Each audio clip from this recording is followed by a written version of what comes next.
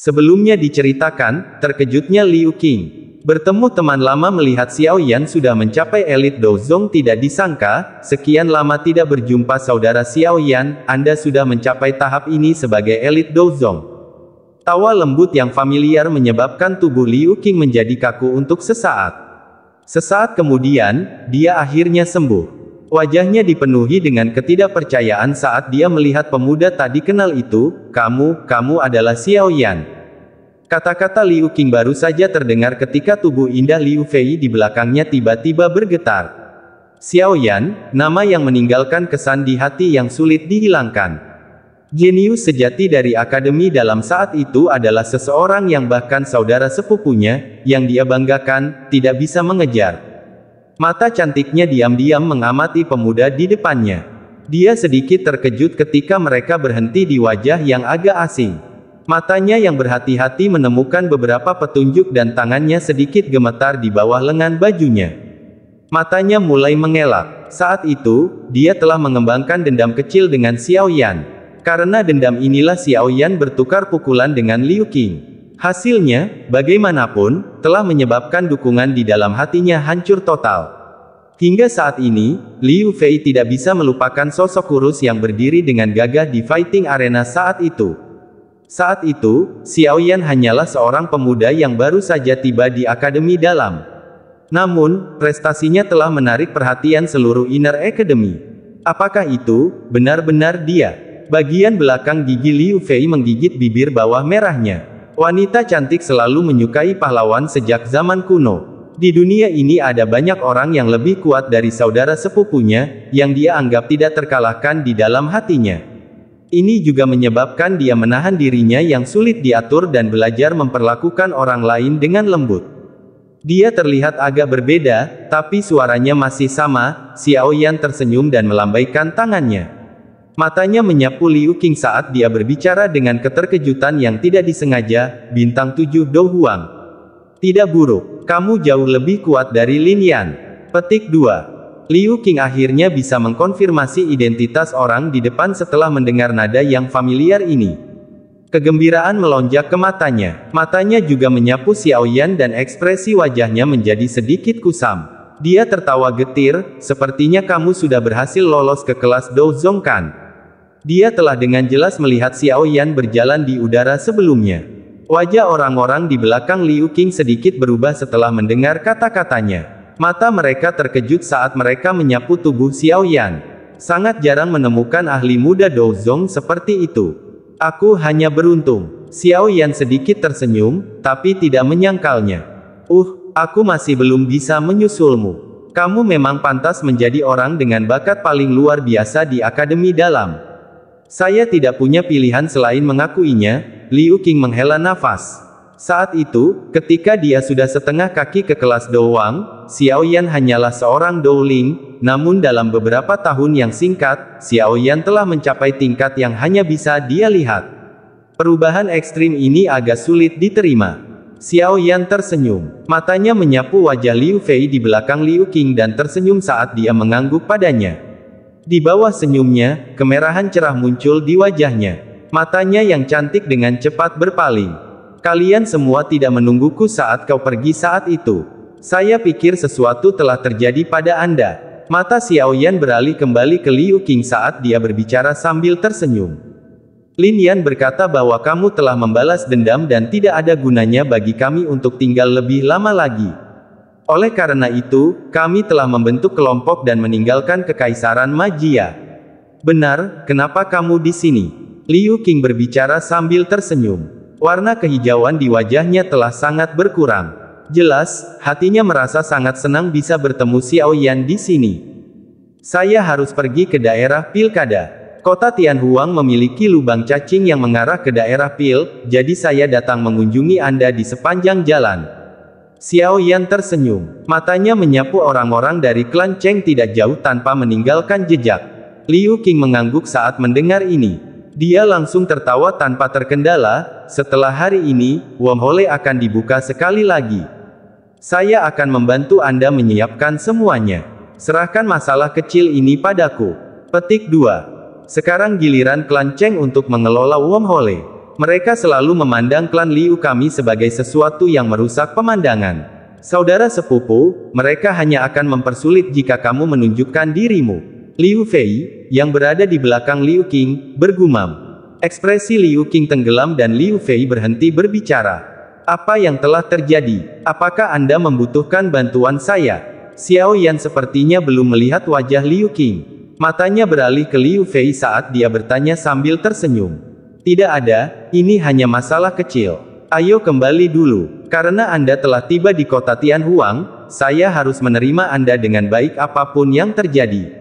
Liu Qing melambaikan tangannya, menarik bahu Xiao Yan, dan tertawa. Aku tidak pernah mengucapkan kata-kata seperti itu saat kau mengikutiku ke kekaisaran Magia saat itu. Xiao Yan menatap Liu Qing dan tertawa kecil. Tangan Liu Qing menegang di udara. Matanya tertuju pada Xiao Yan sebelum dia tertawa pahit.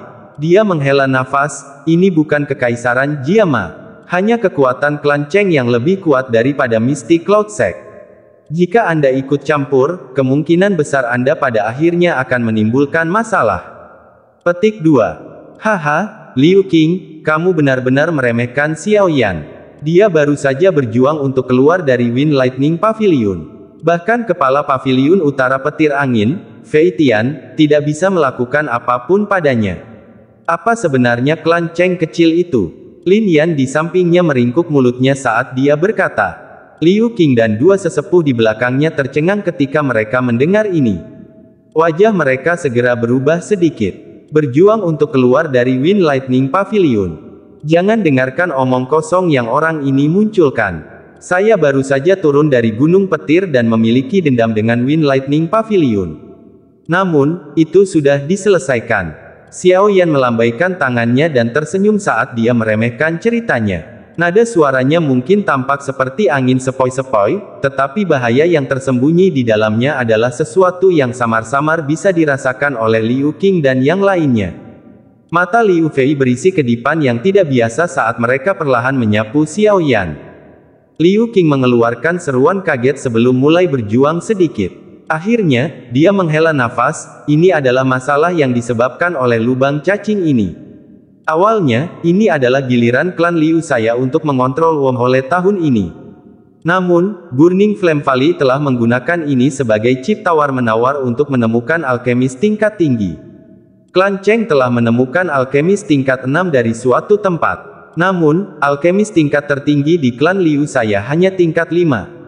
Mengapa Burning Flame Valley mencari alkemis tingkat tinggi? Dengan kemampuan mereka, tidak mungkin bagi mereka untuk tidak memiliki alkemis, bukan? Xiao Yan bertanya dengan ragu. Saya tidak terlalu yakin tentang ini. Namun, ada desas-desus bahwa kepala lembah dari Burning Flame Valley ingin memperbaiki pil obat yang membutuhkan bantuan dari beberapa alkemis tingkat tinggi. Liu Qing menggelengkan kepalanya dan menjawab.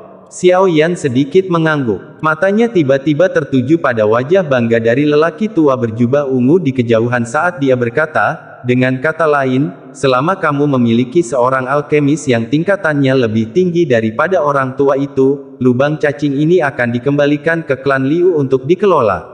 Petik 2. Liu Qing mengangguk. Beberapa harapan tanpa sadar muncul di hatinya saat dia melihat Xiao Yan. Dia sadar bahwa Xiao Yan juga seorang alkemis. Selain itu, dia sudah bisa memperbaiki pil obat tingkat 5 ketika dia berada di akademi dalam saat itu. Dengan bakatnya, tidak mungkin bagi Xiao Yan untuk tidak mengalami peningkatan.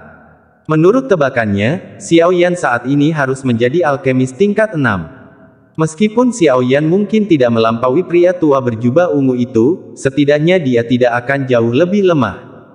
Xiao Yan tersenyum saat melihat ini. Dia perlahan melangkah maju dan menangkupkan tangannya ke arah pria tua berjubah merah itu. Sambil tersenyum, dia berkata, senior ini, klan Liu belum mengaku kalah. Mohon tunggu sebentar sebelum menyerahkan wormhole.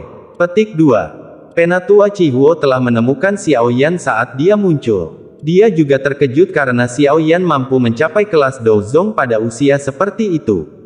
Sepertinya di antara generasi yang sama, hampir tidak ada orang yang bisa mencapai prestasi seperti itu. Jika klan belum mengaku kalah, mohon undang sang alkemis. Jika alkemis yang ditemukan klan Liu lebih kuat dari Grandmaster Xiu, hak pengelolaan wormhole ini akan menjadi milik klan Liu. Mungkin itu karena Penatua Chihuo menyadari kekuatan Xiao Yan saat ini, tetapi nadanya jauh lebih sopan ketika dia berbicara. Xiao Yan menyeringai dan mengangguk saat mendengar ini.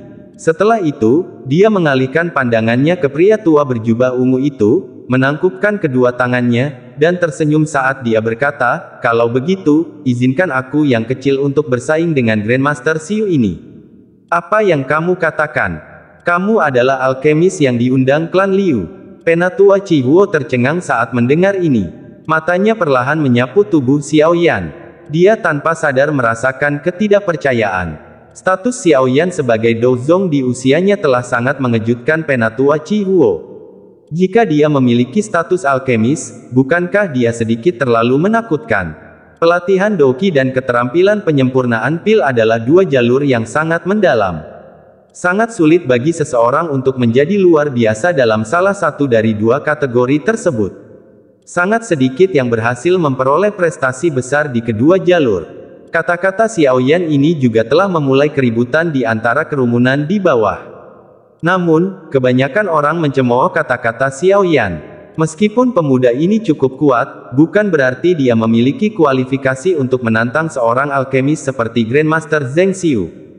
Menjadi salah satu pihak yang terlibat, Zheng Xiu juga terkejut. Namun, senyum dingin melintas di wajahnya yang keriput. Dia menatap Xiao Yan dan berkata, "Mungkin aku yang dulu mungkin benar-benar tidak dapat bersaing denganmu dalam hal Doqi, tapi dalam hal keterampilan alkemis, aku akan mengatakan sesuatu yang mungkin tidak ingin kamu dengar. Anda tidak memiliki kualifikasi." Petik 2. Xiao Yan mengabaikan tawa dingin Zheng Xiu ini. Matanya beralih ke Penatua Chihuo saat tersenyum dan berkata, "Bolehkah saya tahu bagaimana kita akan bersaing?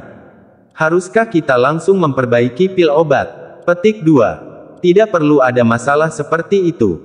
Aku yang dulu tidak punya banyak waktu untuk disia-siakan denganmu. Zheng Xiu menjawab sebagai gantinya. Dia dengan dingin tertawa dan berkata, "Karena kamu juga seorang alkemis, kamu juga harus sadar akan pentingnya kekuatan spiritual seseorang. Dalam hal ini, kita akan bersaing dalam hal kekuatan spiritual. Karena Anda berasal dari generasi yang lebih muda, saya yang lama akan memungkinkan Anda untuk menyerang lebih dulu. Selama Anda bisa memaksa saya kembali dengan kekuatan spiritual Anda, itu akan dianggap sebagai kemenangan Anda." Petik 2. Orang tidak bisa menyalahkan Zheng Xiu karena sombong ini. Kesenjangan terbesar antara alkemis dan praktisi Dao biasa adalah kekuatan spiritual mereka. Kekuatan spiritual seorang alkemis tingkat 6 sebanding dengan ahli Dozong.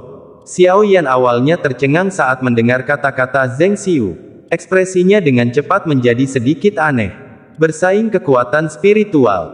Zheng Xiu melambaikan lengan bajunya dan berdiri dengan tangan di belakangnya setelah berbicara. Matanya menatap Xiao Yan dengan acuh tak acuh. Sikap seorang Grandmaster ditampilkan sepenuhnya. Mulai. Xiao Yan sedikit melebarkan mulutnya. Segera, itu berubah menjadi desahan lembut. Dia perlahan mengangkat tangannya di depan tatapan yang tak terhitung jumlahnya. Setelah itu, dia dengan lembut menyapunya dari jarak tertentu. Ketika tangannya diayunkan, kekuatan spiritual yang agung dan luas segera menyapu dari langit seperti badai. Ekspresi wajah tenang Penatua Chihuo berubah drastis pada saat ini. Ekspresi acuh tak acuh Zheng Xiu juga langsung memucat.